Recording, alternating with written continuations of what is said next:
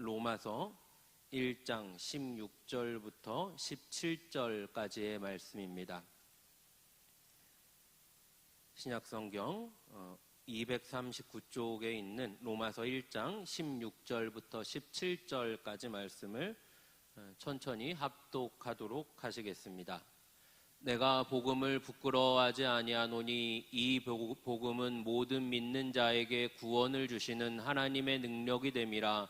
먼저는 유대인에게요 그리고 헬라인에게로다. 나타나서 믿음으로 믿음에 이르게 하나니 기록된 바 오직 의인은 믿음으로 말미암아 살리라 한가 같으니라. 아멘. 이제 어느덧 10월이 지나가고 11월이 됐습니다. 11월 1일이 됐는데 지난 10월을 생각하니까 무슨 날이 있었던 것 같은데 조금 찝찝해요.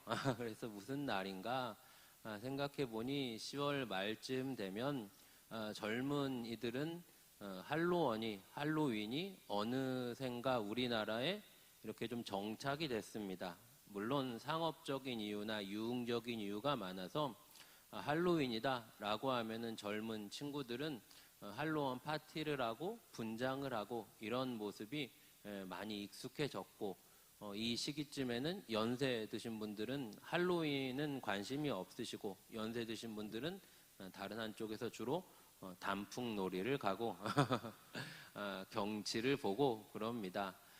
그런데 이 할로윈이 우리가 애들도 아니고 그렇게 신경 쓸 필요가 있나 싶은데, 이게 생각보다 많이 퍼져 있습니다. 그냥 무심코 넘어갈 수 있을 정도가 아니라 애들을 보내는 어린이집, 유치원도 이게 상업성이 강해서 할로윈이다 라고 하면 할로윈 행사를 하고 파티를 하고 이런 모습들이 상당히 많이 생겼습니다. 물론 거기에 종교적인 신념이 없을 수는 있지만 우리가 예수를 믿는 사람들이 그걸 무조건적으로 받아들이는 건 조금 문제가 있다고 생각합니다. 데살로니가전서 5장 22절에 보면 악은 어떤 모양이라도 버려라 라고 합니다. 그런데 할로윈이라고 하는 건 여러 유래가 있지만 고대 켈트족의 문화였습니다.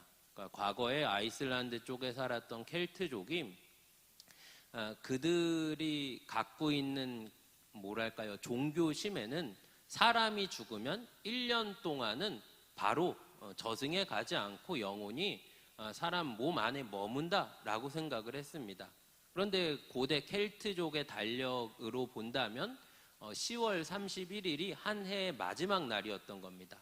그래서 그 사람들이 생각할 때는 그 날은 영혼이 이렇게 올라가야 되는데, 죽은 영혼이 올라가야 되는데 잘못하면은 산 사람에게도 들어올 수 있으니까 얼굴을 좀 무섭게 변장을 하고 호박 같은 거 뒤집어 쓰고 있고 그러자라고 했던 게 지금 많이 퍼져 있는 할로윈의 유래가 됐다라는 그런 의견들이 팽배합니다.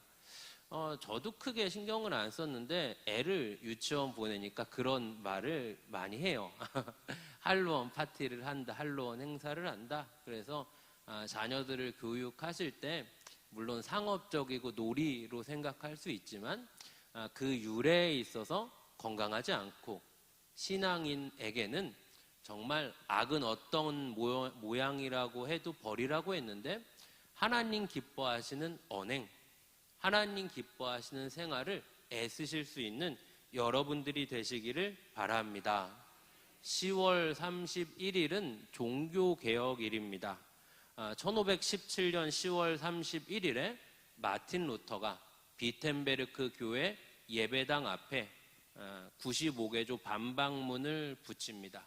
이제 500년이 넘은 일인데 지금의 개혁교회는, 개신교회는 마틴 루터의 종교개혁 정신을 따릅니다.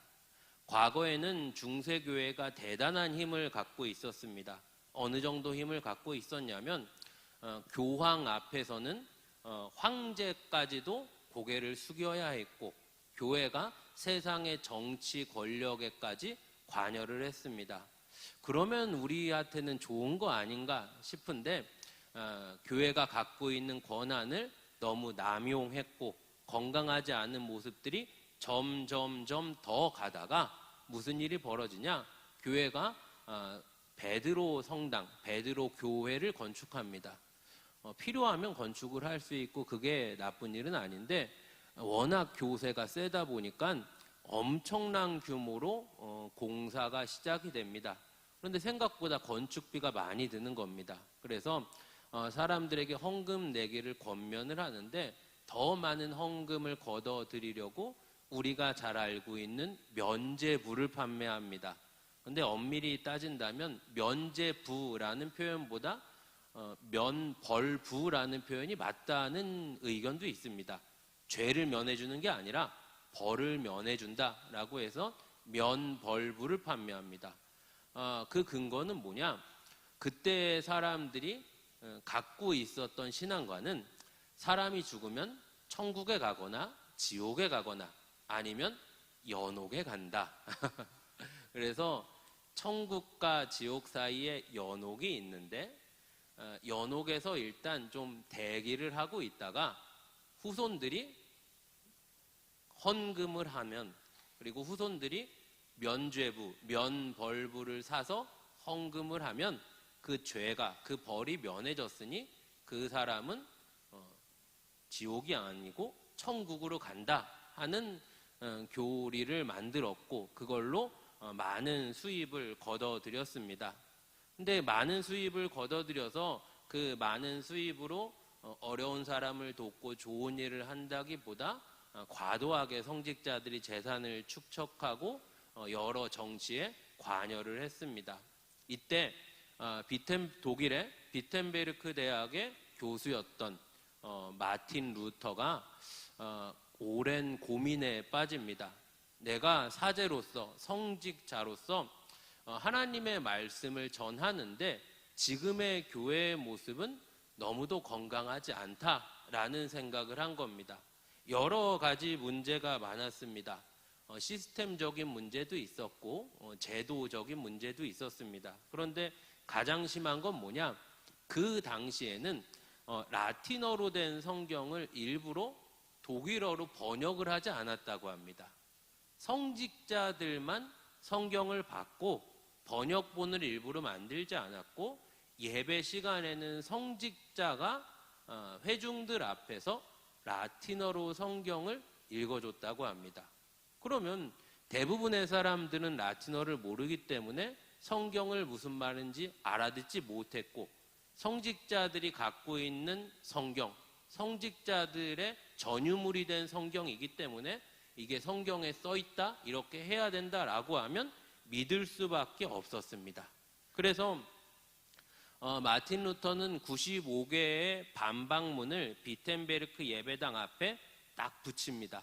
그 내용을 보면 95가지 중에 오늘 1번부터 95번 읽으면 사실 끝납니다.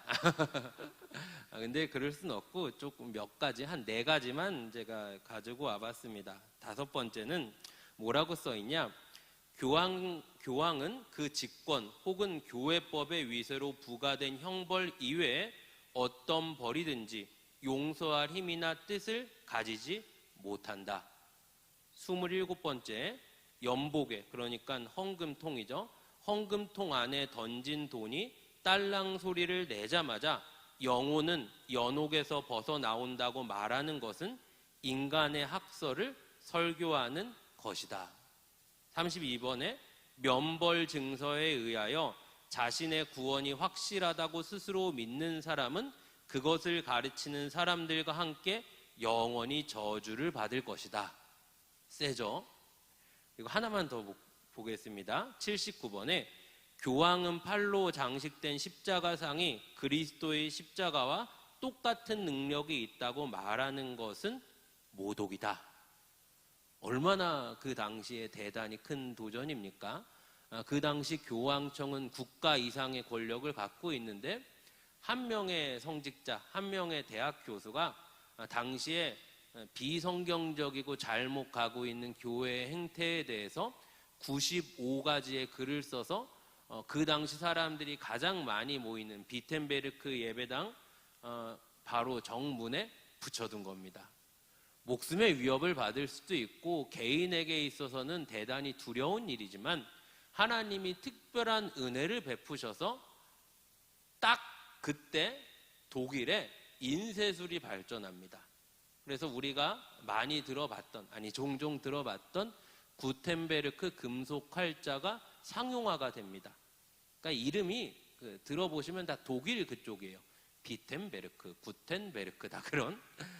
그래서 마틴 루터가 쓴 95개조 반박문이 그때 막 상용화됐던 인쇄술 때문에 금속 활자로 찍어서 독일 전역에 퍼지게 됩니다. 이러니까 독일 전역에서 교회에 대해, 그 당시 잘못된 방향으로 가고 있는 교회에 대해 여러 부정적인 생각을 갖고 있는 사람들이 동조하게 되고 마틴 루터를 지키는 한 세력이 생깁니다. 그런데 생각해 볼 수 있는 건 루터는 교회가 잘못 가고 있으니 이래서는 안 된다, 완전히 판을 바꾸고 깨자라는 의도는 전혀 없었습니다. 루터가 생각한 건 교회가 면죄부, 면벌부 판매하는 거 중지하고 성경도 볼 수 있게 하고 몇 가지 점을 보완했으면 좋겠습니다 하는 마음이었습니다. 그런데 루터를 지지하는 세력들이 생기니까 교황청은 이걸 그냥 넘어갈 수 없게 되고 루터를 제명시킵니다. 그리고 나서 루터를 지지하는 사람들의 세력이 생기니까 교회는 이제 분리가 됩니다. 우리처럼 기독교 신앙을 갖고 있는 개신교도들, 기독교도들이 신교가 되고요. 남아있는 교회, 그들이 성당, 천주교, 구교가 됩니다. 이때부터 교회는 구교와 신교로 분리가 됩니다. 종교적으로 봤을 때는 종교개혁이고 세상적으로 봤을 때는 어떤 면에서 어떤 학자들은 마틴 루터의 종교개혁을 기점으로 중세와 근세를 나누게 됩니다. 대단히 의미 있는 일이 506년 전에 독일 비텐베르크 교회에서 일어난 겁니다. 그리고 나서 여러 종교개혁자들이 기독교 신앙의 교리들을 재점검하고 정립을 하는데 우리가 믿는 장로교 신앙은 칼빈이라는 사람이, 감리교 신앙은 웨슬리라는 사람이 교리를 잘 정립해서 지금처럼 우리가 이제 교회에 교리들이 생기게 됩니다. 그래서 종교개혁 506주년을 맞아서 여러 기관과 단체들이 목소리를 내고 과거 종교개혁 정신을 돌아보자 하는 의견들을 냈습니다. 지난 10월 20일에 한국장로교 총연합회에서는 일목요연하게 세 가지 대지로 메시지를 냈습니다. 첫째는 개혁의 본질은 성경으로 돌아가는 것입니다. 둘째는 개혁하기를 멈추지 않아야 개혁교회입니다. 셋째는 교회가 건강하고 바른 대안으로 제시함으로 세상의 희망이 됩시다 라는 메시지를 전했습니다. 오늘은 종교개혁의 5대 정신을 살펴보려고 합니다. 이 5대 정신은 마틴 루터가 정한 건 아니고 아까 말씀드린 대로 그 이후에 종교개혁자가 됐던 칼빈이 정한 종교개혁의 5대 정신입니다.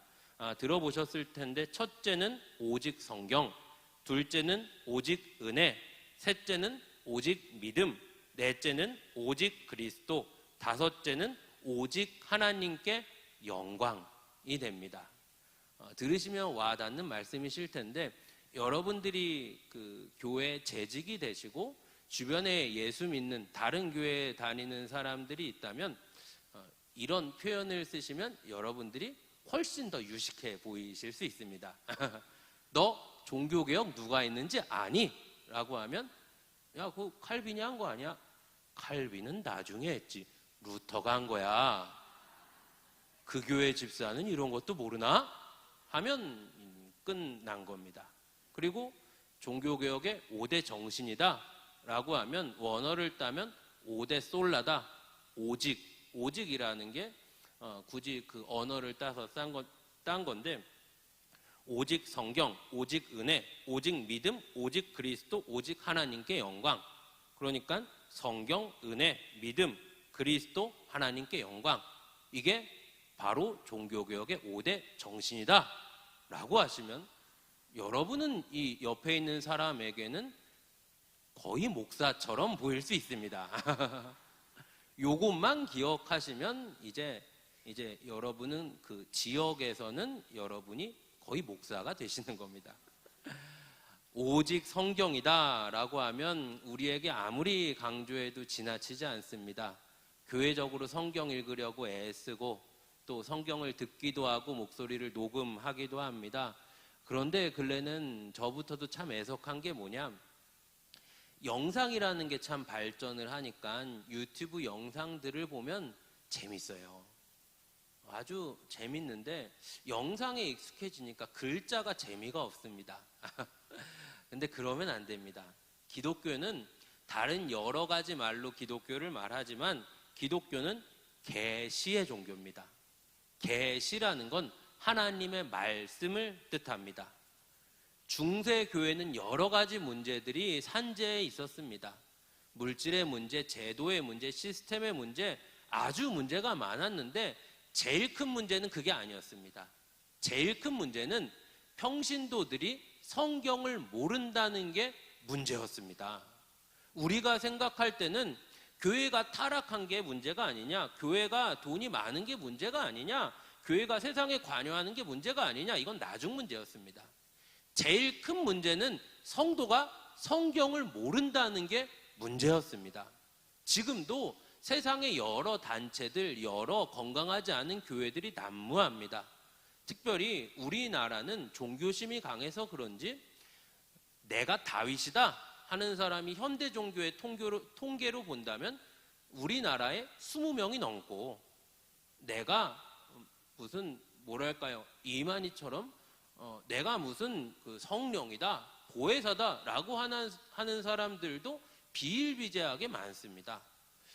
얼마 전에 그 광명역에서 한번 저녁에 걸어서 교회를 오는데 어떤 분이 저를 딱 보더니 처음 하시는 말씀이 공덕이 많아 보이십니다.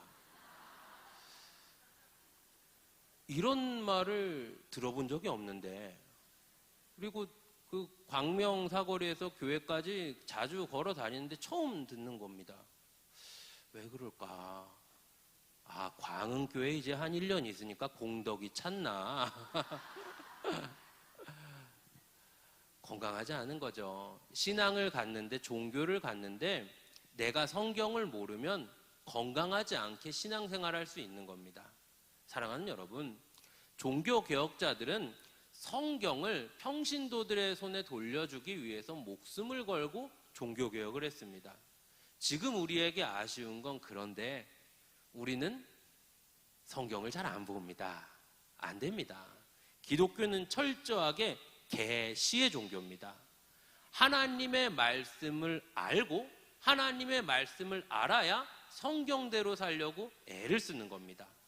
우리가 믿는 믿음, 우리가 믿는 하나님의 나라 무엇입니까? 예수가 나를 위해 십자가에 죽으셨다? 예수님 다시 오시면 새하늘과 새 땅이 펼쳐지신다? 우리 하나님의 나라는 영원하다? 예수 이름으로 기도하면 응답된다? 어떻게 믿으십니까? 무엇을 보고 믿으십니까? 성경을 보고 믿으시는 겁니다. 그게 바로 기독교 신앙입니다. 성경에 써 있는 겁니다. 성도님들이 종종 그런 표현들을 자주 쓰십니다. 어떤 유명한 목사님이 그러셨는데요, 뭐 어떻게 그렇다고 하던데요, 진짠가요? 일단 그 유명한 목사님이 누군지 모르겠고 뭐 그분도 저를 모르실 거고, 그런데 그 마음은 이해가 되지만 우리의 신앙과 우리의 믿음은 성경을 기반으로 하는 겁니다. 유튜브에서 검증되지 않은 말, 자극적인 말, 그게 좀 재미가 있고 재미가 있고 관심이 갈 수는 있습니다. 그렇다면 성경을 찾아보셔야 되는 겁니다. 여러분들의 신앙이 건강하고 여러분들의 신앙이 무럭무럭 자라나시려면 성경을 보고 성경을 근거로 하셔야 됩니다. 세계 역사 속에서도 종교 개혁 때문에 인쇄술이 발전됐고 기독교는 계시의 종교이다 라는 걸 불신자들도 압니다. 예수를 안 믿는 사람들도 학문에 관심이 있는 사람들은 성경을 봅니다. 우리는 어떤 사람입니까? 성경은 정확무언 하나님의 말씀이며 성경을 통해 우리에게 믿음을 주시고 성경을 통해 주님이 우리에게 은혜를 주신다 믿는 사람들입니다. 내가 기도하다가 성령이 감동을 주실 때가 있습니다. 그 누가 검증되지 않을 수 있지만 그 누가 기도하다가 하나님의 음성을 들었다라고 하면 마음에 조금 부럽습니다. 그런데 내게 주신 하나님의 말씀이 되는 성경에는 관심이 적다. 이건 안 되는 겁니다. 사랑하는 성도 여러분, 성도는 성경의 사람입니다. 시간을 내셔서 성경을 보시고 성경의 말씀을 묵상하시고 성경의 말씀을 붙들고 성경대로 살려고 힘을 쓰고 애를 쓰십시오.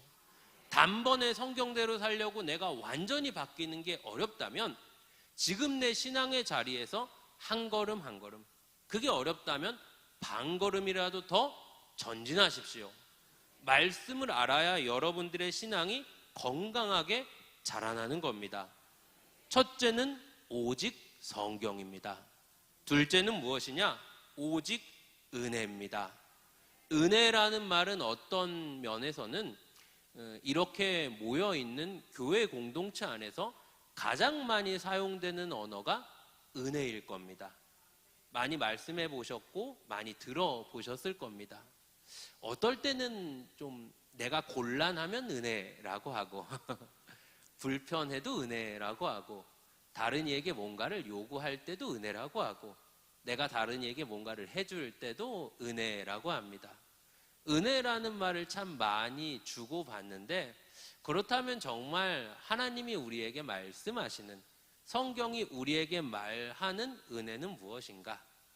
은혜는 하나님이 우리에게 주신 일방적인 선물이 됩니다. 무언가를 주고 그에 상응하는 것을 요구한다 라고 한다면 그건 은혜가 아닙니다. 그건 계약이거나 그거는 어떤 조건에 의한 것이지만 우리는 하나님 앞에 은혜를 입었습니다. 제가 누구에게 은혜를 입었습니다 라는 표현은 왜 합니까? 내가 정당하게 뭘 받고 정당하게 뭘 준다라고 하면 그렇게 표현하지 않습니다. 내가 그때 너무 힘들고 형편도 안 좋고 가진 것도 없었는데 저 사람이 아무것도 바라지 않고 나를 도와줬습니다. 그럴 때 보통 은혜를 입었다라고 합니다. 주님 우리에게 은혜를 베푸십니다. 주님은 우리에게 놀라운 은혜를 베푸셔서 은혜로 우리가 하나님을 아버지라 부르게 해주시고 예수의 이름으로 기도하게 해주시고 주님의 몸된 교회 공동체에 속한 일원이 되게 해주십니다. 얼마나 우리에게 은혜로 많은 것을 주신지 모릅니다. 우리의 원래의 자리는 지옥입니다. 죄 때문에 죄와 사망으로 가는 지옥길 가는 인생들에게 우리 주님이 우리에게 일방적으로 은혜를 베푸십니다. 이 은혜 정말 먼저는 우리 안에 누릴 줄을 알아야 합니다. 주님의 몸된 교회에 충성하고 헌신하는 것이 귀합니다. 얼마나 값지고 멋진 일인지 모릅니다. 그러나 충성하고 헌신할 때 우리의 마음에 먼저 은혜에 대한 감격이 충만했으면 좋겠습니다. 하나님이 내게 은혜를 주셨다. 어떻게? 많고 많은 사람들 중에 나보다 더 잘난 사람 택하지 않으시고 나보다 더 쓸만한 사람 택하지 않으시고 나보다 더 그럴싸한 사람 택하지 않으시고 나를 택해 주셨다. 내게 예수 십자가 사랑으로 복음을 듣게 해주시고 내게 주님의 몸된 교회의 일원이 된 것만 해도 관계가 무량한데 직분을 맡겨주셨다. 예수 이름으로 기도할 수 있게 해주셨다.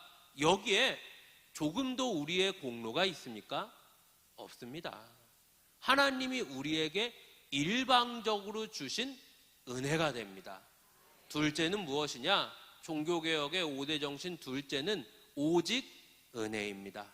그래서 우리는 은혜를 받은 자로서 사실 이 은혜를 생각하면 다른 말할 게 없습니다. 사실 우리가 기도를 한다 해도 감사밖에 없습니다. 예수 십자가 사랑으로 하나님 자녀 되었고 천국 백성 되었으니 이 모든 것은 은혜입니다. 다 측량할 수 없는 은혜를 우리에게 부어주셨고 우리가 살아가는 환경과 상황은 은혜 안에 살아가게 됩니다. 은혜로 하나님의 나라를 고대하게 하시고 은혜로 예수 십자가를 붙들게 합니다. 마치 부모의 품 안에 있는 자녀 같죠. 자녀는 어떻습니까? 자기 딴에 힘듭니다. 자기 딴에 어렵습니다. 그런데 부모의 품 안에 있으면 넘어지면 붙잡아주고 부족하면 채워주고 어려우면 도와줍니다. 주님의 품 안에 은혜 안에 거하는 게 바로 성도의 일상입니다. 사랑하는 성도 여러분, 낭망하십니까? 한숨 쉬십니까? 불편한 일 때문에 지난 밤에도 잠을 못 주무셨습니까? 은혜를 바라보십시오. 어려움이 있고 힘든 일이 있지만 우리에게 주신 은혜가 더 큽니다. 그 은혜로 이겨내시는 여러분들이 되시기를 바랍니다. 셋째는 무엇이냐? 믿음입니다. 우리가 예수를 믿는 것, 하나님의 나라를 믿는 것, 복음을 믿는 것은 하나님이 우리에게 주신 믿음입니다. 우리가 신앙의 연조가 쌓이고 믿은 지 오래돼서 그렇지 이걸 불신자들의 눈으로 보면 가만히 이렇게 옆에서 보면 믿어지는 일이 아닙니다. 잘 생각해 보세요. 2000년 전에 예수가 오셨다. 예수가 오셨는데 어디에 오셨습니까? 서울에 오셨습니까? 인천에 오셨습니까? 광명에 오셨습니까? 아니죠. 갈릴리 나사렛에 오셨습니다. 2000년 전에 갈릴리 나사렛에 예수가 오셔서 그 예수가 내 죄를 대신 뒤집어 쓰시고 죽으시고 부활하셨다. 이걸 믿으면 하나님의 자녀가 되고 천국의 백성이 된다. 이게 믿어지십니까? 이게 믿어지는 일입니까? 갈릴리 나사렛 가보셨습니까? 가보신 분들도 계실 수 있죠. 저는 못 가봤습니다. 우리는 대부분 그 예수님 사시던 동네 이스라엘, 지금은 그 무서워서 못 가지만 그쪽에 안 가봤습니다. 그런데 하루 이틀도 아니고 2000년 전에 그곳에 예수가 나시고 예수가 십자가에서 죽으시고 부활하셨다? 이 일이 우리랑 무슨 상관이 있습니까? 하나님이 우리에게 믿음을 주십니다. 이건 도저히 상상도 할 수 없는 일입니다. 이 믿음은 얼마나 놀랍냐? 지금 2023년 광명 땅에 살고 있는 내가 있고 2000년 전에 갈릴리 나사렛에 오신 예수가 있으신데 우리 주님은 우리에게 믿음을 주셔서 놀랍게 믿음으로 나와 예수를 묶으십니다. 믿음으로 나와 예수가 묶여져서 예수가 십자가에 죽으셨을 때 내 모든 죄가 죄값을 죽음으로 치르게 됩니다. 예수가 십자가에서 부활하셨을 때 우리에게 부활의 소망이 주어집니다. 사랑하는 성도 여러분, 하나님이 우리에게 믿음을 주신 겁니다. 도저히 우리로서는 믿을 수 없는 일인데 하나님이 주신 믿음 때문에 믿음으로 하나님의 나라를 바라보고 믿음으로 하나님의 자녀가 되었습니다. 오늘 성경에서는 뭐라고 말하냐? 오직 의인은 믿음으로 말미암아 살리라. 의인은 믿음으로 말미암아 산다. 세상은 세상을 따라가고 세상은 물질을 따라가고 세상은 사람을 따라가지만 성도는 믿음을 따라 산다 말하는 겁니다. 사랑하는 성도 여러분, 무엇을 따라 사시겠습니까? 믿음을 따라 사시기를 바랍니다. 내가 하나님을 믿는 믿음, 예수님 다시 오셔서 펼치실 새하늘과 새 땅을 믿는 믿음, 예수의 이름으로 다시 사는 이 믿음으로 이 땅을 살아갑니다. 그렇다면 세상이 두렵지 않습니다. 그렇다면 환경에 매이지 않습니다. 그렇다면 사람 때문에 우리가 두려워하지 않습니다. 성도는 믿음으로 삽니다. 믿음으로 살기 때문에 당당합니다. 믿음으로 살기 때문에 용감합니다. 믿음으로 살기 때문에 견디고 인내하며 웃습니다. 성도는, 의인은 믿음으로 이 땅을 살아가는 겁니다. 네 번째는 오직 그리스도가 되십니다. 오직 그리스도, 오직 예수. 예수께서는 영단번의 제사로 우리를 구원하십니다. 그러니까 예수가 십자가에서 나를 위해 죽으심, 그 단 한 번의 제사로 완전하게 우리를 구원하십니다. 우리를 구원함에 있어서 예수 이름 외에 다른 이름을 주신 적이 없으며, 예수 이름으로 구원받은 성도는 이 땅을 내 죄된 이름이 아니라 예수의 이름으로 이 땅을 살아가게 됩니다. 우리나라 CCC 한국대학생 선교회를 설립하신 고 김중곤 목사님께서는 1980년도 세계 복음화 대성회 때, 그러니까 여의도 광장에서 백문일답 예수 그리스도를 외칩니다. 100가지 질문이 있습니다. 인생의 해답은 누구십니까? 예수 그리스도. 모든 인생의 질문의 해답은 단 한 가지 답, 예수시다. 우리에게 있어서 예수가 해답이 되시고, 예수가 구원이 되시고, 예수가 영생의 소망이 되십니다. 성도는 예수의 이름 때문에 새 생명을 얻었고, 예수의 이름 때문에 우리가 감당할 수 없는 기쁨과 환희와 영광으로 이 땅을 살아갑니다. 예수의 이름으로 족합니다. 사랑하는 성도 여러분, 예수의 이름으로 부족하십니까? 예수의 이름 말고 더 있어야 하겠습니까? 아닙니다. 예수의 이름을 받았고 하나님의 자녀가 됐고 천국 백성이 되었는데 무엇이 부족하십니까? 예수면 된 겁니다. 예수면 부족함이 없습니다. 오직 예수의 이름으로 살아가고 예수의 이름을 자랑하는 여러분들이 되시기를 바랍니다. 넷째는 오직 그리스도입니다. 마지막 다섯째는 오직 하나님께 영광입니다. 고린도전서 10장 31절에 먹든지 마시든지 무엇을 하든지 하나님의 영광을 위하여 하라 라고 합니다. 우리는 하나님의 영광을 위해 사는 사람입니다.